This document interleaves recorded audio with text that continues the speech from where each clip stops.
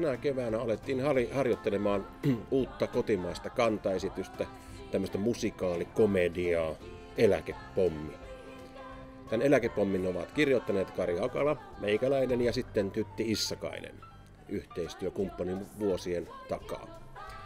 Ja musiikin tähän on säveltänyt Lasse Heikkilä.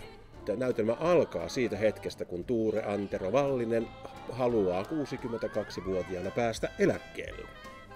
Sitten jää nähtäväksi se, että pääseekö ja jos pääsee, niin miten pääsee. Tämä on semmoinen hauska. Tämä on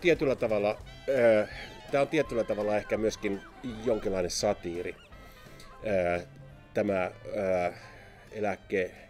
eläkkeelle siirtymisaika ja sen tavat ja kaikki tällaiset niin saa tänä päivänä aika hassuja ilmenemismuotoja. Ja ne ehkä on tullut tähän näytelmään sitten tavalla tai toisella jotenkin mukaan.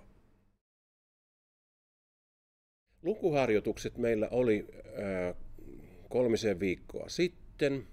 Ja lukuharjoitus on se, jolloin oikeastaan koko työryhmä tapaa toisensa ensimmäisen kerran. Mutta lukuharjoituksissa istumme silloin kaikki saman pöydän ääreen ja näytelmä luetaan läpi.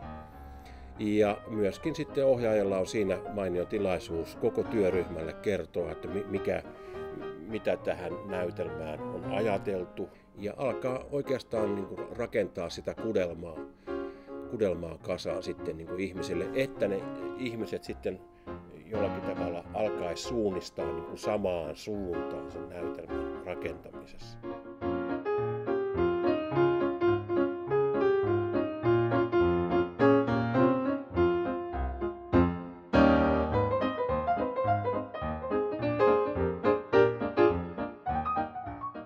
Ja me harjoitellaan 2-3 eri pisteessä koko ajan. Tuolla lauletaan, täällä tanssitaan, tuolla ollaan näyttämö tekstiharjoituksissa, draamaharjoituksissa. Ja tahti on erittäin tiivis. Me harjoitellaan tässä keväällä semmoinen 1,5 kuukautta.